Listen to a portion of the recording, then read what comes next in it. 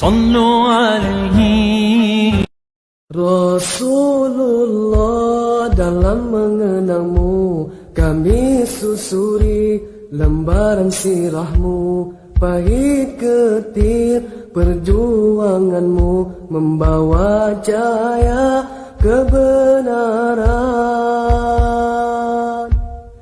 Engkau taburkan pengorbananmu untuk umatmu yang tercinta, biar terpaksa tempuh derita, cekalnya hatimu menempuh ranjaunya. Tak terjangkau tinggi pekertimu, tidak tergambar indahnya akhlakmu, tidak terbalas segala jasamu. Sesungguhnya engkau Rasul mulia, tabahkan hatimu menempuh dugaan, mengajar arti kesabaran, menjulang panji kemenangan. Terukir namamu di dalam Al-Quran. Rasulullah, kami umatmu, walau tak pernah melihat wajahmu, kami cuba mengingatimu, dan kami cuba mengamal sunnahmu. Kami sambung perjuanganmu, walau kami dicaci dihina, tapi kami tak pernah kecewa. Allah dan Rasul sebagai pembela. Tak terjangkau tinggi pekertimu, tidak tergambar indahnya akhlakmu, tidak terbalas segala jasamu. Sesungguhnya engkau Rasul mulia, tabahkan hatimu menempuh dugaan, mengajar arti kesabaran, menjulang panji kemenangan. Terukir namamu di dalam Al-Quran.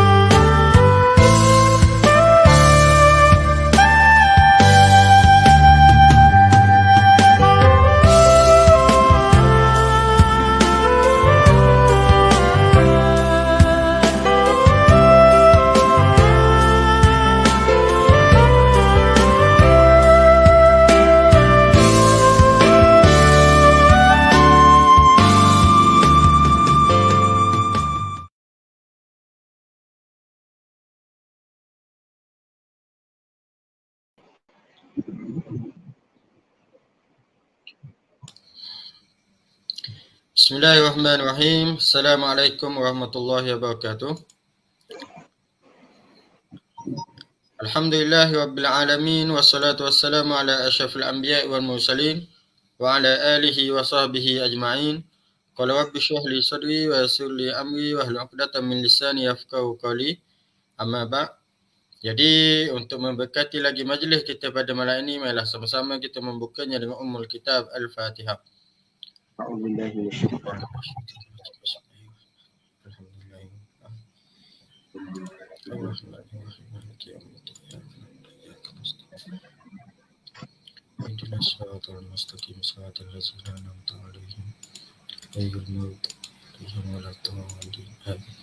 Alhamdulillah, bersyukur kita kepada Allah Subhanahu wa taala kerana pada malam ini masih lagi diberi peluang oleh Allah Subhanahu wa taala untuk sama-sama kita mengadakan daurah kitab ataupun talaqi kitab online bersama dengan Al-Fadil Ustaz Abu Usama Muhammad Hanafiah bin Haji Hussein pada siri yang ke-84 pada malam ini. Alhamdulillah.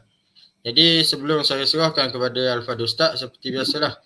Seperti biasa, saya minta kepada semua yang join kelas ni, sama ada yang tengah tengok sekarang ataupun yang tengok ulangan, saya minta untuk kita sama-sama share majlis kita ni, mudah-mudahan memberi manfaat kepada orang lain juga, insya-Allah. Jadi yang keduanya, seperti biasa juga, sesiapa yang ingin memberi sumbangan ataupun nak taja majlis-majlis khususnya di Dom Belah Gading, majlis keagamaan di Dom Belah Gading, bolehlah berhubung dengan nombor WhatsApp di bawah ni, ataupun boleh terus ke nombor akaun yang berada di bawah ni. Jadi yang ketiganya, sesiapa yang ada persoalan ataupun kurang faham ataupun ada apa-apa persoalan yang berkaitan dengan kelas kita ni, ataupun boleh jugalah selit soalan-soalan lain, bolehlah tinggal di ruangan komen. InsyaAllah Ustaz akan baca pada akhir kelas kita, insyaAllah. Jadi tanpa melengahkan masa, dengan ini majlis menjemput dan mempersilakan Al-Fadil Ustaz untuk meneruskan talaqi kita pada malam ini. Dipersilakan Ustaz. Assalamualaikum warahmatullahi taala wabarakatuh. Suara kita man. Slow sikit Ustaz. Slow sangat ke? Sikit je. Boleh tak? Boleh dah. Assalamualaikum warahmatullahi taala wabarakatuh. Bismillah wassalatu wassalamu ala Rasulillah wa ala alihi wa sahbihi wa man walah. Allahumma la sahla illa ma ja'altahu sahla wa anta taj'alul hazna idza syi'ta sahla.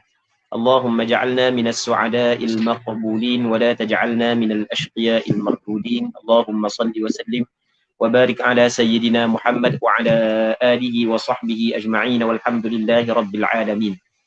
InsyaAllah kita sambung semula pengajian kitab Minhajul Talibin karangan Imam Nawawi, anjurang Doa Dom Belah Gading. Terima kasih kepada moderator Ustaz Mang. Tidak lupa juga kepada pengikut ataupun pentelaki kitab muslimin muslimat yang dirahmati oleh Allah Subhanahu wa taala. Kata Imam Nawawi rahimahullah subhanahu wa taala, wa yusannu an yabruza li awwali maqaris sanah wa yakshifa ghaira awratihi liyusibah. Maksudnya disunat bahawa ia beruz, muncul, memunculkan diri dia li awwali mataris sanah, bagi permulaan hujang tahun. Jadi kalau hujang mula-mula turun, jadi lama dah hujang, tiba-tiba hujang turun, maka comelnya adalah kita keluar mandi hujang tersebut, kita munculkan diri kita untuk hujang tersebut. Kerana dia? Kerana mengambil keberkatan daripada hujang itu. Dan inilah yang dilakukan oleh Rasulullah sallallahu alaihi wasallam. Sebagaimana yang disebut di dalam hadis yang diriwayat oleh Imam Muslim di dalam kitab sahihnya, yang mana bahawasanya Nabi sallallahu alaihi wasallam apabila hujang, Rasul akan sising kain dia sehingga kena diri dia kena hujang. Dan Rasulullah sallallahu alaihi wasallam menyebut innahu hadithu ahdin bi rabbih, kerana hujang yang lama dak turun batu baru turun ni adalah baru lagi masa dengan Tuhannya. Maksudnya baru dicipta oleh Allah Subhanahu wa taala. Baik, sebab itulah sunat kita memunculkan diri pada permulaan hujang yang turun ketika lama tidak turun hujang. Katanya wa an yaghtasila aw yatawadda fi sayl, dan sunat juga dia mandi ataupun dia berwudu fi sayl, pada air yang mengalir. Air yang mengalir tak kira lah. Kalau air yang mengalir sana itu di celah-celah bukit ke ataupun mengalir lah, tak campur dengan benda kotor lah. Maka sunat kita mandi dan berwuduk daripada air tersebut. Dan sunat juga wa yusabbiha 'inda ar-ra'di wal barq.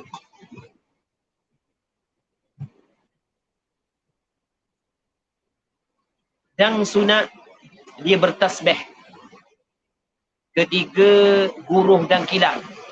Ketika dia dengar guruh, dengar kilat, sunat dia bertasbih.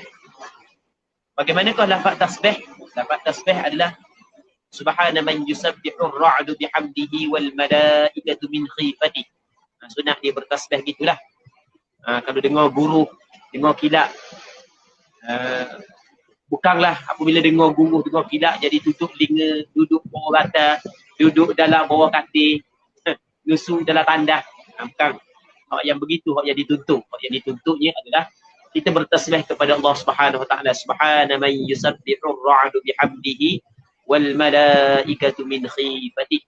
Maha suci Tuhan yang sedang bertasbih oleh guru dengan memujinya. Begitu juga para malaikat sedang bertasbih kepadanya kerana takut kepada Allah Subhanahu wa taala. Katanya wala yatba'.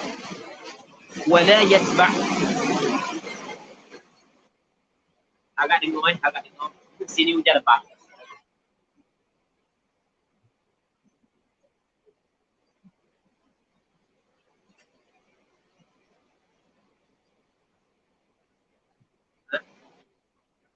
Apa?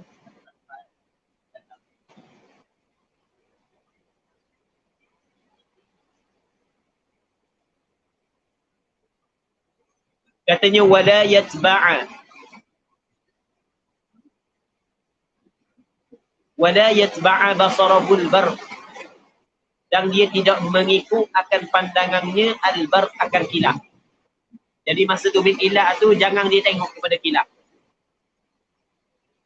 Sebab dia? Sebab para salaf dulu dia tidak suka tunjuk kepada kilat. Kita kalau misalnya kilat, kita tengok mata kita pun tak apa nak comel. Maksudnya takut gosok mata. Baik. Jadi kita ada benda yang perlu dibuat. Yang perlu dibuat adalah kita bertasbih ketika kita bunyi kilat. Baik. Wa yaqulu 'inda al-matar, dan berkatalah ia ketika hujan, dia katakan Allahumma sayyiban nafi'an. Allahumma sayyiban nafi'an. Ini di antara perkara yang sunat kita ucapkan ketika hujan turun. Baik, ketika hujan turun, jadi kita kata Allahumma sayyiban nafi'an. Ini adalah hak yang dilakukan oleh Rasulullah sallallahu alaihi wasallam. Jadi sebagaimana dikeluarkan oleh Imam Bukhari dalam kitab sahihnya daripada Aisyah radhiyallahu taala anha, yang mana kata Aisyah, Rasulullah sallallahu alaihi wasallam kana idza ra'al matar qal sayyiban nafi'an. Jadi kita sekarang ni kita ada hujan. Ini hujan, maka kita beramal dengan hadis ni. Allahumma sayyiban nafi'an, Allahumma sayyiban nafi'an, Allahumma sayyiban nafi'an. Apa maksud Allahumma sayyiban nafi'an? Ya Allah, hujan yang mendatangkan manfaat. Hujan yang memberi manfaat. Jadi kita minta agar Allah Ta'ala turunkan hujan ni memberi manfaat kepada kita. Allahumma, i'rab dia, Allahu adalah munada mufrad alam.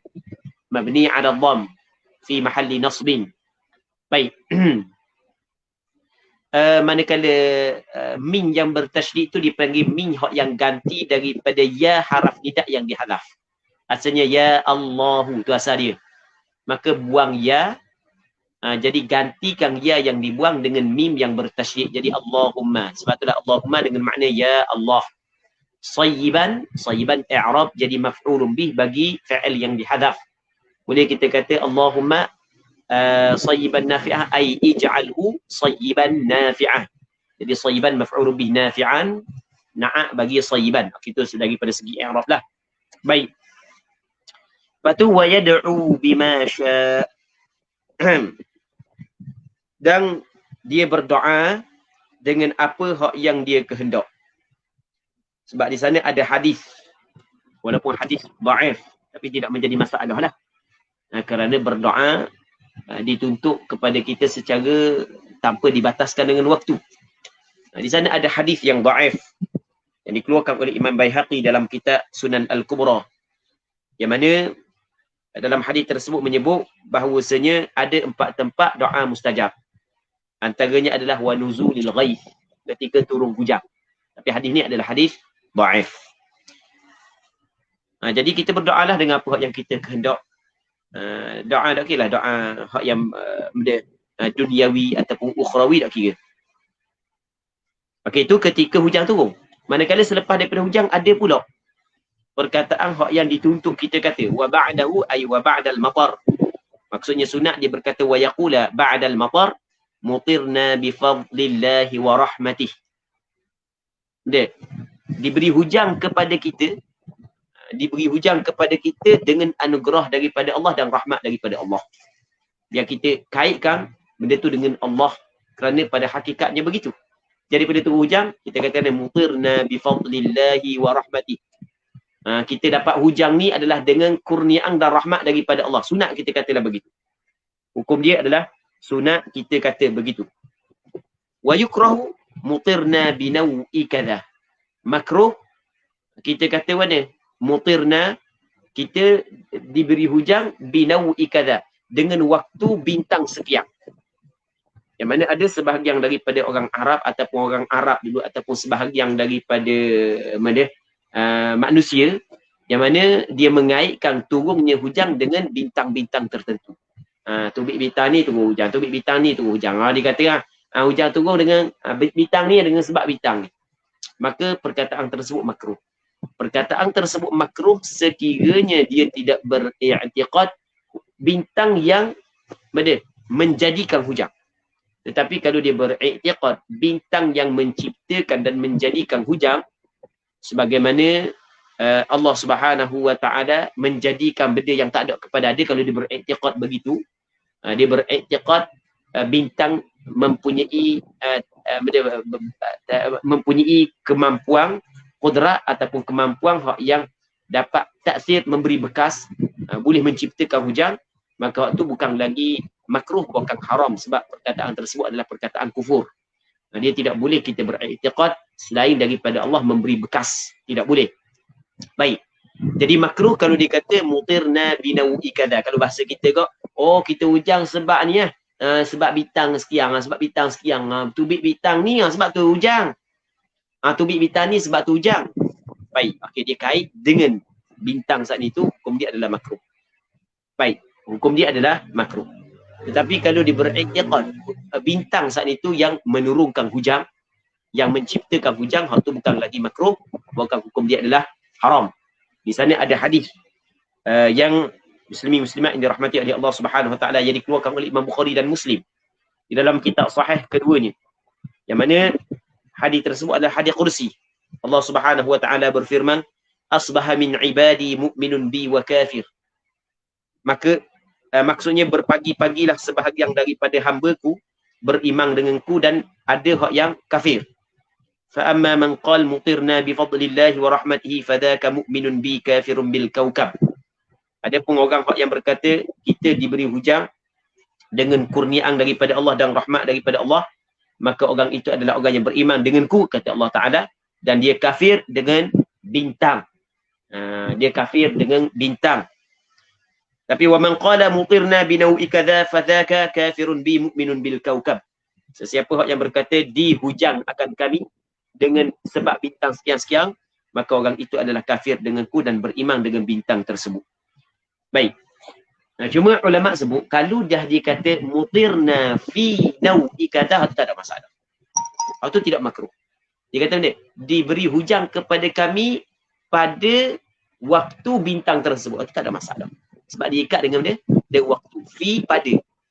Kita hujan saat ni dalam waktu ni. Waktu tubik bintang ni kita hujan. Waktu tubik bintang ni kita tak hujan. Okey, ketika tu tak ada makruh. Yang tak boleh adalah dia kata mutirna bi, guna perkataan ba. Sebab benda perkataan tu memberi waham. Memberi waham, perkataan tu memberi waham kepada perkataan kufur. Memberi waham. Memberi suatu tanggapan yang salah. Tapi bukanlah beriktikad begitu. Kalau beriktikad begitu, maka jelaslah hukum dia adalah haram. Baik. Jadi kita ni dalam percakapan kita kena berhati-hatilah. Kita tidak boleh bercakap sesuka hati kita. Apa jua kiasan-kiasan yang kita nak buat, jangan sekali-kali kiasan saat itu memberi waham kepada makna yang salah. Walaupun kita tujuan kita benda yang betul, kita kena elok diri kita duduk pada tempat yang boleh orang tohmoh kita. Mawadhi'ut tuham. Mesti kita kena elok diri kita. Muslimin muslimat yang dirahmati oleh Allah Subhanahu wa taala. Katanya dan makruh juga wasabbur rih, maki angin. Maki angin, kerana angin ini adalah tentera Allah Subhanahu wa taala, maka makruh, tak boleh. Rasulullah sallallahu alaihi wasallam larang kita maki angin. Di sana ada hadis yang dikeluarkan oleh Imam Abu Dawud, Imam Ibnu Majah, yang mana Nabi sallallahu alaihi wasallam menyebut ar-rihu min rawhillah. Angin ini adalah daripada rahmat Allah Taala. Ta'ti bir rahmati wa ta'ti bil azab. Kadang-kadang dia membawa rahmat, kadang-kadang dia membawa azab. Membawa rahmat, membawa hujan, kadang-kadang membawa azab. Baik. Fa idza ra'aitumuha fala tasubbuha. Apabila mu melihat angin, maka mu jangan maki dia. Lepas tu was'alullaha khairaha wasta'idhu billahi min syarriha. Mu kena mohon kepada Allah Subhanahu wa taala daripada kebaikan angin dan minta berlindung kepada Allah daripada keburukan angin. Baik, itu hak yang dituntut kepada kita. Jadi kita setiap benda hak yang berlaku ni sebenarnya ada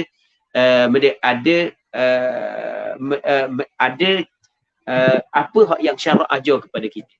Ada hukum hakam, ada perkara hak yang syarak tuntut kita buat. Contoh kalau kita tengok angin, bagaimana kita dengar kilat, bagaimana kita dengar guru, bagaimana hak yang perlu kita kena buat. Ada belaka. Agama kita ni agama hak yang lengkap. Muslimin muslimat yang dirahmati oleh Allah Subhanahu wa taala. Katanya walau tadarraru bi kasril madar. Sekiranya mereka itu mudarat, maksud benda mudarat, jadi menyusahkan diri, habis tergelang ni, masuk air dalam rumah, itu makna tadarraru bi kasratil matar, dengan sebab banyak hujan, sebagaimana hak yang berlaku di tempat kita. Maka benda hak yang perlu kita kena buat, fasunnatu an yas'alullaha ta'ala raf'ah. Kita kena ingat ada benda apa yang dituntut kepada kita buat. Apa yang dituntut kepada kita buat adalah sunnah.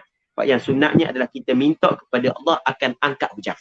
Sebagaimana yang Rasulullah sallallahu alaihi wasallam buat. Rasulullah masa hari satu ketika tu di zaman Rasulullah kemarau. Maka ketika Rasulullah sedang berkhutbah, datang orang Arab Badui. Dia khabar kepada Rasulullah sallallahu alaihi wasallam, sesungguhnya harta benda telah binasa, keluarga lapar. Maka mintalah Allah Taala, berdoalah kepada Allah Taala. Maka terus Rasulullah berdoa dalam khutbah. Dalam semata tu hujan, selebat-lebatnya sampai ke seminggu. Minggu depan 5 hari pula, minta Rasul doa supaya Allah Taala tahankan balik hujan. Baik, dan Rasul berdoa. Jadi apabila banyak sangat hujan sampai mendatangkan mudarat kepada kita, apa yang dituntut kepada kita adalah kita berdoa agar Allah Subhanahu Wa Taala mengangkat hujan. Okey, itu kewajipan kita. Manakala terangkat ataupun tidak hujan, hak itu adalah urusan Allah. Apa hak yang kita dituntut adalah berdoa. Dan kena ingat apabila seorang itu berdoa, Allah Ta'ala berjanji akan bagi. Ud'uni astajib lakum. Cuma Allah Ta'ala bagi itu kadang-kadang ain, zat benda hak yang dia minta. Kadang-kadang bukan zat benda hak yang dia minta. Bukan Allah Ta'ala jauhi dia daripada musibah. Baik. Jadi kalau Allah Ta'ala berkehendak untuk banjir, kita minta, dia akan tetap jadi banjir. Cuma Allah Ta'ala lindungi kita daripada musibah. Kita, keluarga kita daripada musibah. Orang yang tidak berdoa mungkin ditimpa musibah tersebut, kita yang berdoa Allah Ta'ala selamat. Ataupun hak yang ketiganya Allah Ta'ala bagi ganjaran di negeri akhirat. Baik. Jadi apa yang kita buat adalah kita berdoa. Doa lagu mana? Okey, doa hak yang comel kita doa sebagaimana hak yang Nabi sallallahu alaihi wasallam doa. Benda hak yang Rasulullah doa, Allahumma hawalaina wala alaina. Ya Allah, turunlah hujan saat itu hawalaina, sekitar kami. Wala alaina, bukanlah di atas kami, bukanlah memberi mudarat kepada kami. Baik. Adakah perlu sembahyang pula? Kang kasar sembahyang minta hujan. Ketika hujan tak ada, kita sembahyang minta hujan. Ketika hujan tak ada. Ketika hujan lebat, adakah sunat sembahyang pula untuk diangkatkan hujan? Katanya wala yusalla lidzalik wallahu a'lam. Tidak dilakukan sembahyang untuk lidzalika. Apa benda lidzalika? Ai likasratil matar. Baik. Wallahu a'lam. Okay, habis. Kita masuk dalam perbahasan baru, iaitu bab pada menyatakan hukum orang yang meninggal sembahyang hak yang difardukan. Di sana benda wajib kita kena sembahyang. Ni last sekali bab sembahyang ni. Sekejap kita masuk bab lain pula. Nanti kita akan masuk bab jenazah pula. Ni lah dah bab sembahyang. Sembahyang istisqa. Jadi sebelum daripada kita masuk bab jenazah, maka pengarang kita nak bincang dulu ataupun nak bincang dulu berkenaan dengan hukum orang yang meninggalkan sembahyang. Kita di tempat kita masih ramai orang yang tidak sembahyang, masih ramai tidak sembahyang di tempat kita. Semoga Allah Subhanahu wa taala memberi hidayah kepada kaum kita. Semoga Allah Subhanahu wa taala mengembalikan mereka kepada agama Allah Subhanahu wa taala dengan cara yang baik. Allahumma ruddana wa ruddal muslimina ila dinika raddan jamila. Allahumma ruddana wa ruddal muslimina ila dinika raddan jamila. Allahumma ruddana wa ruddal muslimina ila dinika raddan jamila. Baik. Katanya in tarakas salata jahidan wujubaha kafar. Sekiranya meninggallah ia kembali kepada seorang mukallaf, taraka ay tarakal mukallaf as-salata, sembahyang, maksudnya sembahyang fardu 5 waktu tu, jahidan wujubaha, hal kadang dia engkar akan kewajipannya sembahyang, maka jawab bagi in kafara, kufurlah ia. Jadi setiap orang hak yang engkar kewajipan benda hak yang disepakati oleh ulama benda tu wajib, dan benda tu termasuk dalam mimma ulima minad din bi darurah, daripada perkara yang diketahui daripada agama dengan cara mudah, maka dia terkeluar daripada agama Islam. Antara kewajipan yang disepakati oleh ulama dan mimma ulima minad din bi darurah adalah sembahyang fardu 5 waktu. Budak tahu, orang tua tahu, kecil tahu, besar tahu, lelaki tahu, puan tahu, orang Islam semua tahu bahawasanya wajib kena sembahyang fardu 5 waktu. Tiba-tiba diengkar kewajipan sembahyang fardu 5 waktu, maka dia terkeluar daripada agama Islam. Engkar kewajipan sembahyang fardu 5 waktu, sama ada dia buat ataupun tidak, dia terkeluar daripada agama Islam. Apatah lagi kalau dia tidak buat. Kalau buat pun terkeluar daripada agama Islam. Na'udzubillahi min dzalik. Okey. Di tempat kita jarang begini. Bukan tak ada, ada. Bukan tak ada, ada orang yang engkar kewajipan sembahyang sebagaimana golongan-golongan hakikat yang sesat yang mengengkar kewajipan sembahyang. Tetapi yang kebanyakan di tempat kita orang yang tidak sembahyang, bukanlah mereka engkar kewajipan sembahyang, tetapi kategori yang kedua, au kasalan. Kasalan adalah ataf pada jahidan. Dia tinggal sembahyang, dia saat itu adalah orang yang pemalas, kerana dia saat itu malah. Ketika itu qutila haddan, dibunuh akan dia kerana melaksanakan hukum hudud. Maksudnya di antara hukum hudud yang wajib dilaksanakan oleh pemerintah adalah bunuh orang dok semayang. Orang dok semayang kerana malah bunuh. Tapi dia ada syarat-syarat dia. Benda syarat-syarat dia, okey, nanti kita tengok. Sebab dia orang yang dok semayang tapi dia tidak ingkar kewajipan semayang kena bunuh haddan kerana dia belum lagi terkeluar daripada agama Islam. Masih belum lagi terkeluar daripada agama Islam, masih lagi dikirakan Islam kerana dia tidak ingkar kewajipan sembahyang. Ini adalah pandangan majoriti ulama. Katanya sebelum daripada bunuh, baik, ada perkara-perkara yang perlu dibuat oleh pemerintah. Ini kewajipan kepada pemerintah. Pemerintah wajib dia mengambil berat tentang ibadat sembahyang kepada rakyat dia. Jadi pemerintah dia tidak bolehlah nak abaikan perkara tersebut. Jadi macam kita tengok sebelum daripada ni, apabila mula COVID, maka kita tengok pihak-pihak pemerintah macam-macam badang berkemping siang malam agar manusia ataupun rakyat tak payah mari masjid. Sebab bahaya COVID apa semua sekali. Okey, tak apalah. Kita akur. Tetapi apabila buka dah masjid, kita dapati Allahu Rabbi semakin surang masjid. Orang berani dah semayang lah ni. Biasa je orang dak semayang Jumaat lah ni. Gata tepat kita tengok orang dak mari semayang. Sebab biasa dah tinggal semayang. Maka kempen kepada datang masjid lesu. Sepatutnya dia kena berlipat kali ganda. Kempen datang kepada masjid berbanding dengan kempen untuk tidak datang kepada masjid. Ini antara kewajipan yang diwajibkan kepada pihak pemerintah kena buat. Jadi kita orang hak yang mampu untuk bagi teguran, kita kena khabar. Kita kena khabar kepada pihak pemerintah supaya melakukan perkara tersebut. Sebab itu adalah kewajipan kepada dia. Orang hak yang betul-betul sayang kepada pemerintah adalah orang hak yang menasihati pemerintah agar pemerintah saat itu tetap berada di atas landasan hak yang diredai oleh Allah Subhanahu Wa Taala. Orang hak yang suka mengiyakan semua benda hak yang pemerintah buat tanpa melihat benda tu betul ataupun tidak, hak tu sebenarnya adalah orang hak yang ingin membinasakan pemerintah di sisi Allah Subhanahu Wa Taala.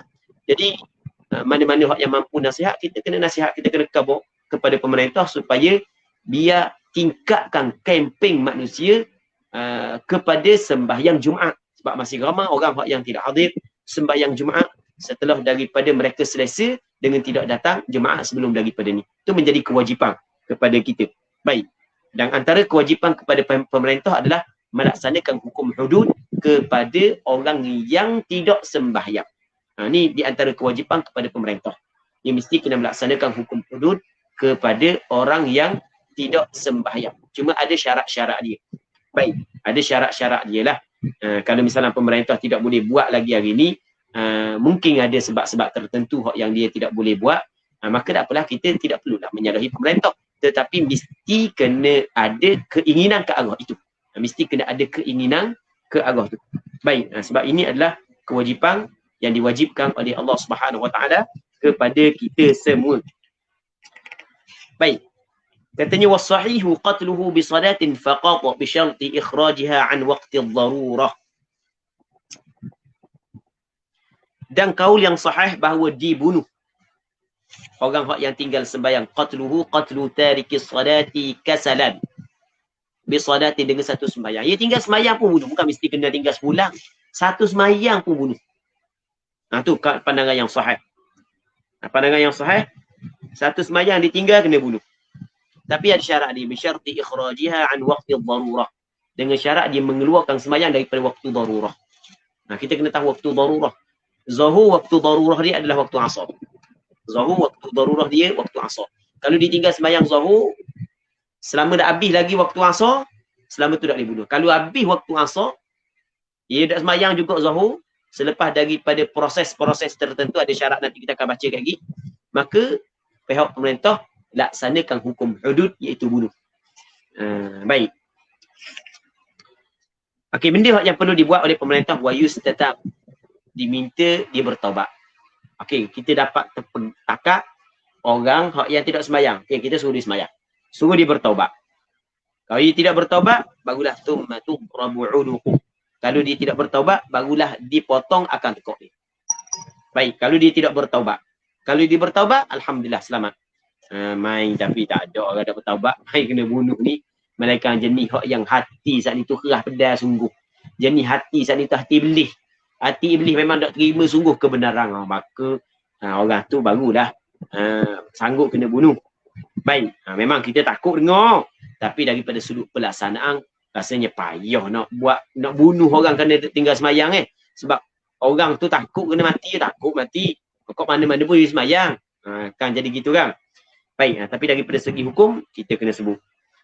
Wa qila yunqasu bihadidatin hatta yusalli aw yamut. Baik. Muslimin muslimat yang dirahmati oleh Allah Subhanahu wa taala. Okey, jadi pandangan yang pertama kena kat tekuk dia. Manakala pandangan yang kedua adalah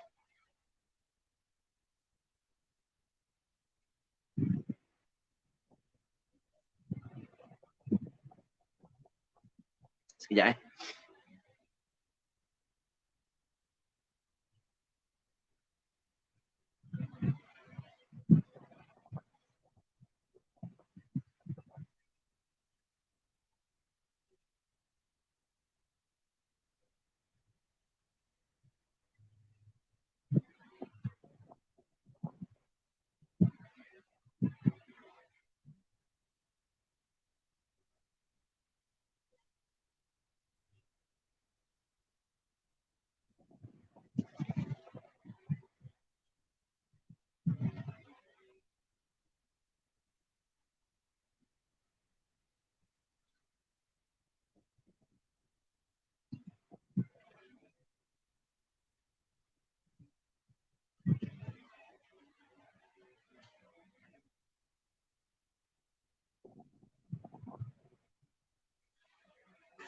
Okey.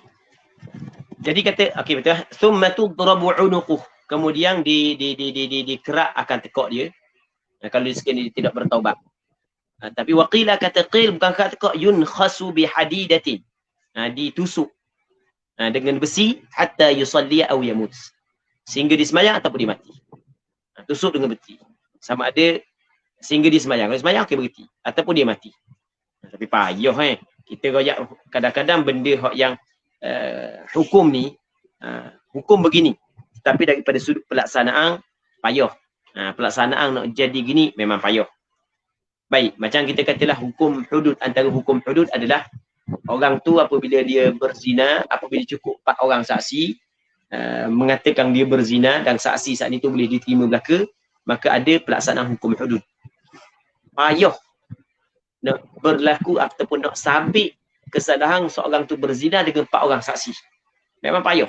Dalam sejarah payah. Melainkan orang tu zina depan orang ramai-ramai. Siapa nak zina depan orang ramai? Orang gila. Binatang je lah. Yang mana dalam sejarah yang pelaksanaan hukum hudud adalah apabila dia iqrar. Maksudnya orang yang berzina tu iqrar. Ma'iz. Dia iqrar. Dia mengaku. Begitu juga seorang perempuan daripada Puak Ghamidiyah saat itu dia mengaku. Jadi kalau nak tengok 4 orang saksi dia masuk ke zakar dia dalam farak, kena tengok untuk mengelak daripada ada syubhat Allah. Payah siapa yang nak berzina gitu? Siapa yang nak berzina gitu? Jadi hukum kadang-kadang ada, tapi daripada sudut pelaksanaan memang cukup payah berlaku. Sama juga dengan masalah sembahyang ni. Memang ada hukuman bunuh dalam pelaksanaan hukum hudud kepada orang yang tinggal sembahyang fardu, tetapi nak buat saat itu payah. Maksudnya orang siapa kena bunuh kalau tak sembahyang, memang orang sembahyang. Memang orang sembahyang. Baik.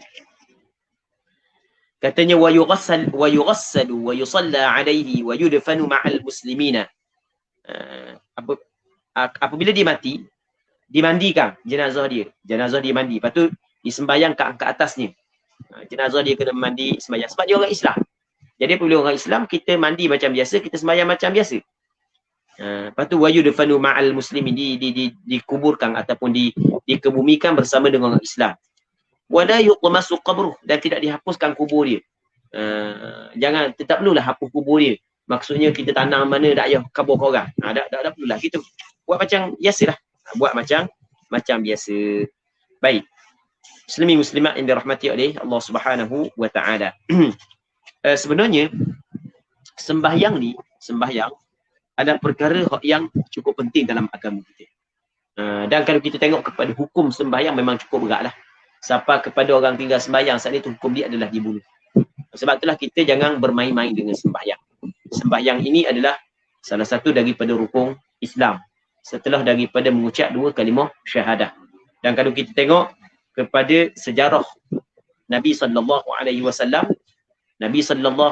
mula-mula sekali rasa hajah selepas daripada seorang memeluk Islam adalah sembahyang. Mula-mula sekali.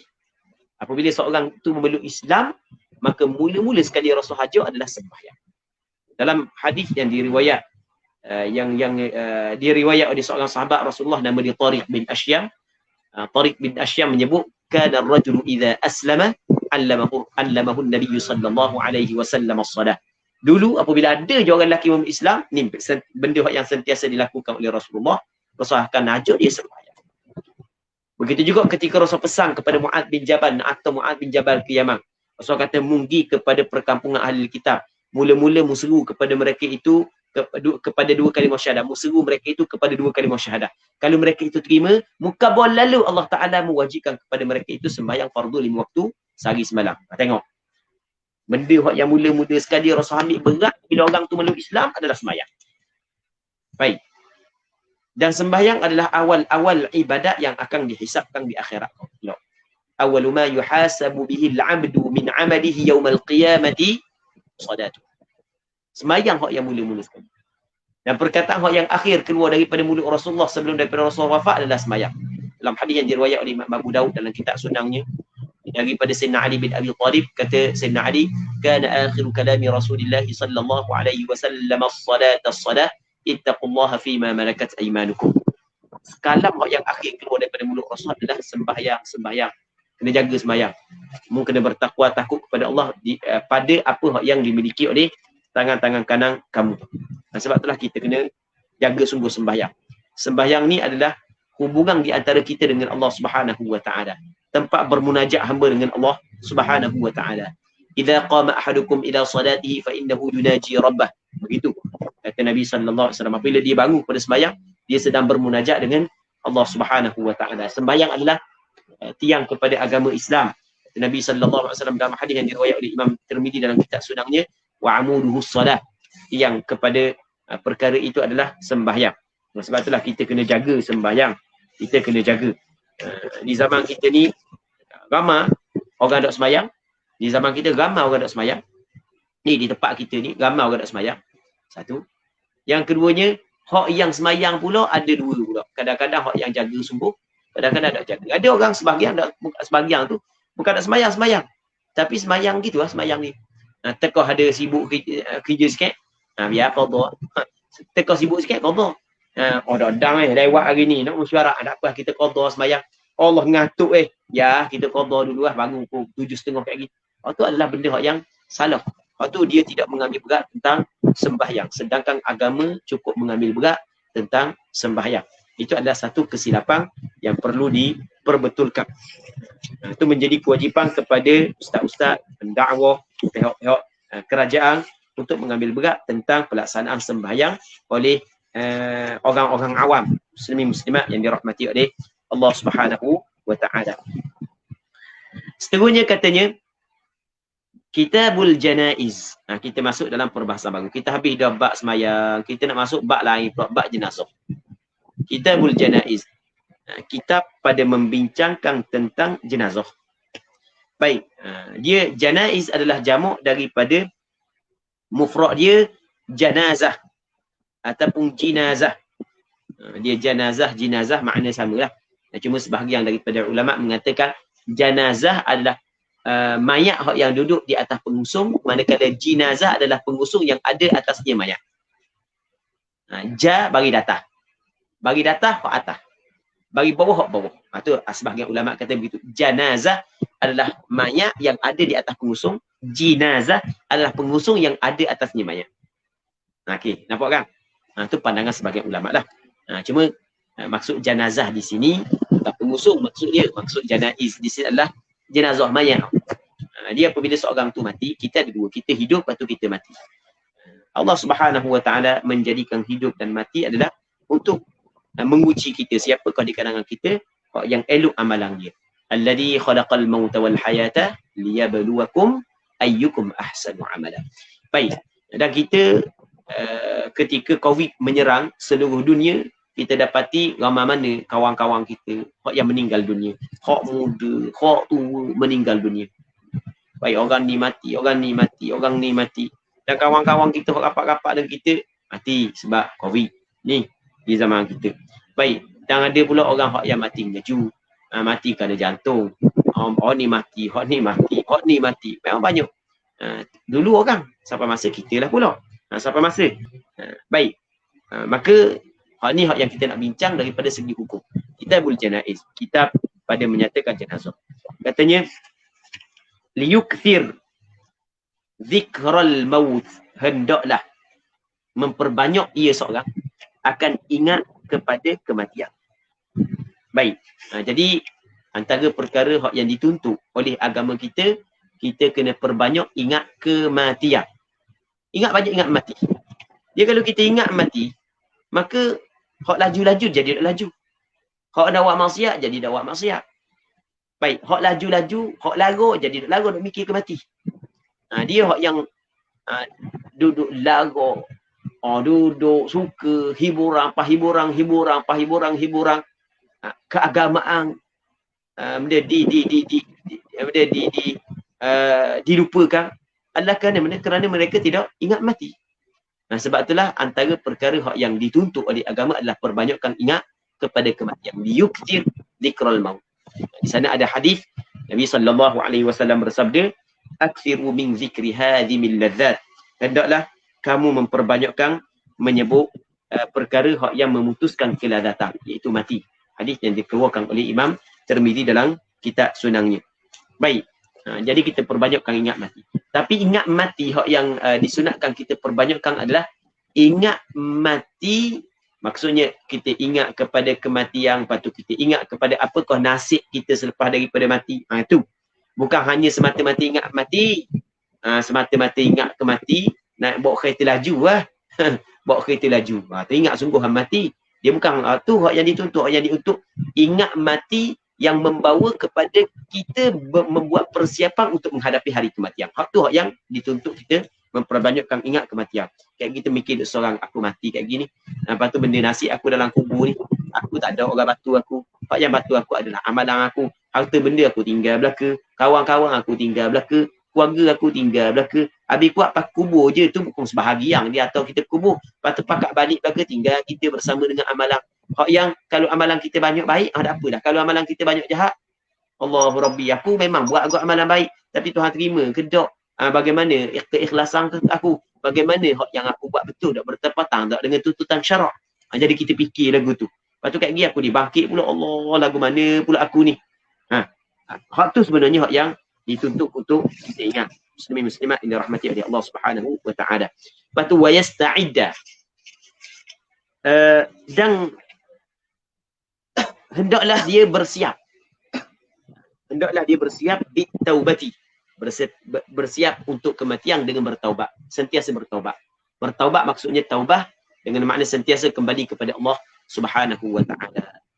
Waraddil mazalim, dan mengembalikan kezaliman yang dibuat kepada ahli dia, kepada tuang dia. Jadi kalau ambil barang orang, pulangkan kembali. Kalau tipu orang, benda atur balik benda yang kita tipu. Kalau ambil barang orang atur balik. Kalau benda mengkhianati amanah, pulangkan balik barang-barang orang pun sekali. Itu maksud di waraddil mazalim. Baik, wal maridu akadu, dan orang yang sakit lebih kuat dituntut perkara tersebut. Orang sakit dia lebih kuat lagi ingat kepada mati, bersiap dengan bertaubat, ingat kepada mati saat itu, perbanyakkan bertaubat, kembalikan kezaliman yang dilakukan kepada orang. Kalau orang tu orang sakit, sebab sakit ni adalah saudara kepada kematian. Baik, jadi lebih lagi kuat. Bukan ketika sakit saat itu duduk main game, duduk tengok layang filem lagi belah-belah sakit. Sakit nak mati layang cerita lagi. Tu dah comel lah begitu. Baik. Muslimin muslimat yang dirahmati oleh Allah Subhanahu wa taala. Katanya wa yurja'ul muhtadaru li janbihi al-aymani ila al-qiblati 'ala as-sahih fa in ta'azzara li dhiqi makanin wa nahwihi ulqiya 'ala qafahu wa wajhuhu wa akhmasahu lil qiblah. Okey, untuk malam ni kita berhenti sini dulu. Kita tengok soalan sekejap. Kalau sekiranya ada. Allah Subhanahu wa taala a'la wa a'lam.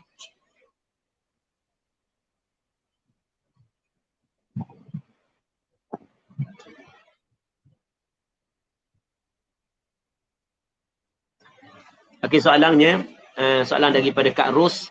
Assalamualaikum Ustaz. Waalaikumsalam. Kalau perempuan boleh kau pergi kuliah surga? Ada orang kata tak boleh. Boleh tak Ustaz huraikan? Terima kasih. Jadi masalah surga, kalau surga saat itu dia bukanlah mengambil hukum masjid.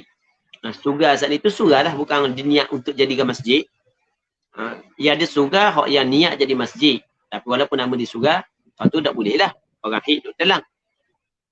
Tapi kalau surga saat itu kekal di atas surga, bukan diniatkan untuk jadi masjid, maka boleh perempuan yang haid berada dalam surau tersebut. Wallahu a'lam.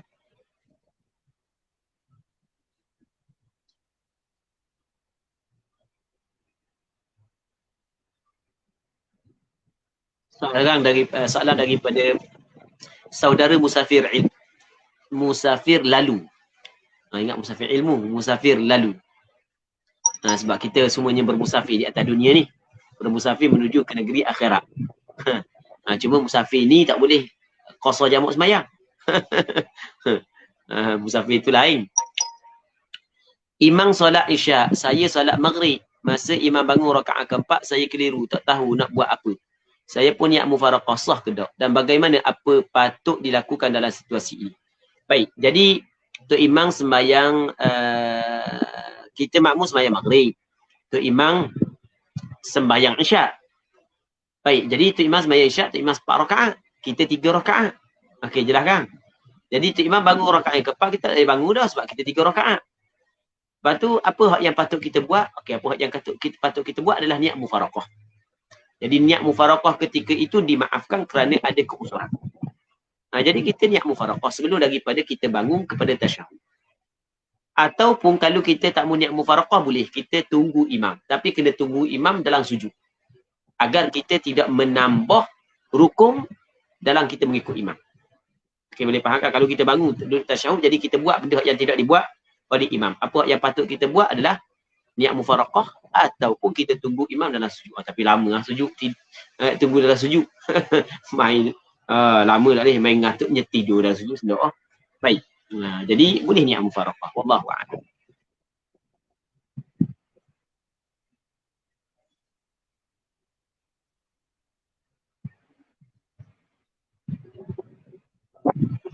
Kita nak tegur cara mana kalau ada orang tak sembahyang. Lebih-lebih lagi orang yang biasa dengan kita. Tegur kan dia? Tegur tak payah marah lah. Mayang etek. Kayak gitu lah. Mayang etek. Tu cara dia. Cara kamu macam dah kita dia rapat dengan kita. Kan orang yang biasa dengan kita. Pakak kita mayang etek. Allah, tua-tua nak mapuh lele dah mudah mayang lagi. Belah-belah gurau lagi. Tak ada masalah. Boleh je. Wallahu'alam.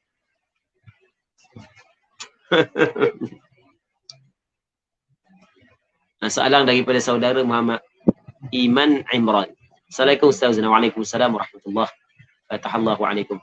Hari tu Ustaz ada pun pasal sunat akad tangan selepas tahiyat awal bagi makmum masbuk walaupun bukan tahiyat awal kita. Sama juga ke sunat kita baca tahiyat akhir walaupun masa tu tahiyat akhir imam atau cukup kita baca tahiyat awal? Ya, sunat makmum baca tahiyat akhir kalaulah makmum tu ikut imam pada tasyahud akhir. Walaupun makmum saat ni tu makmum masbuk. Dan ana ada tulis masalah ni. Ana ada tulis. Tak silap ingat ana ada tulis masalah ni. Ya betul. Wallahu a'lam.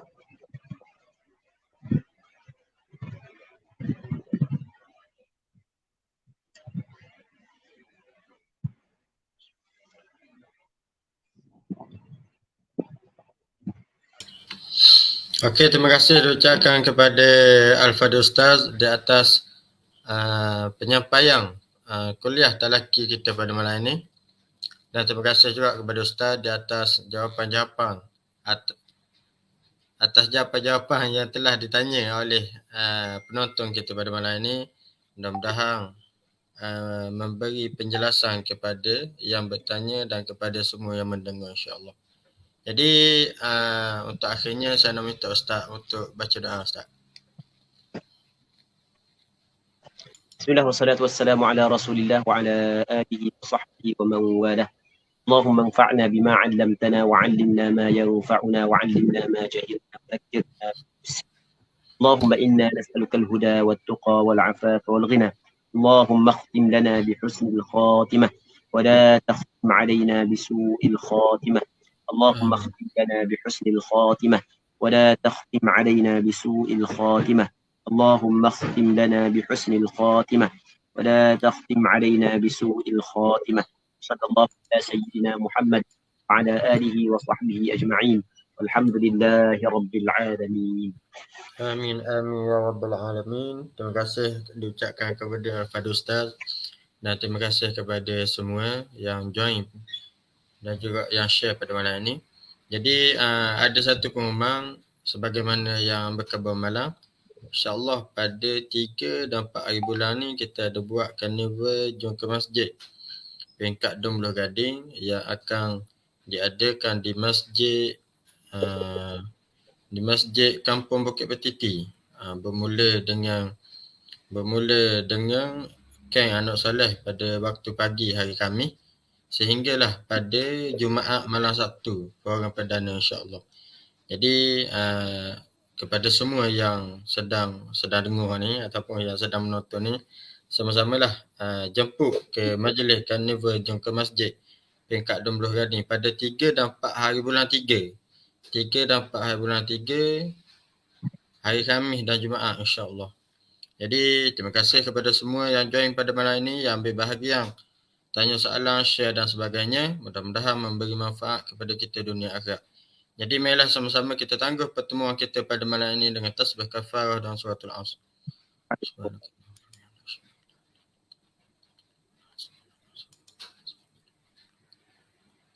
Assalamualaikum warahmatullahi wabarakatuh.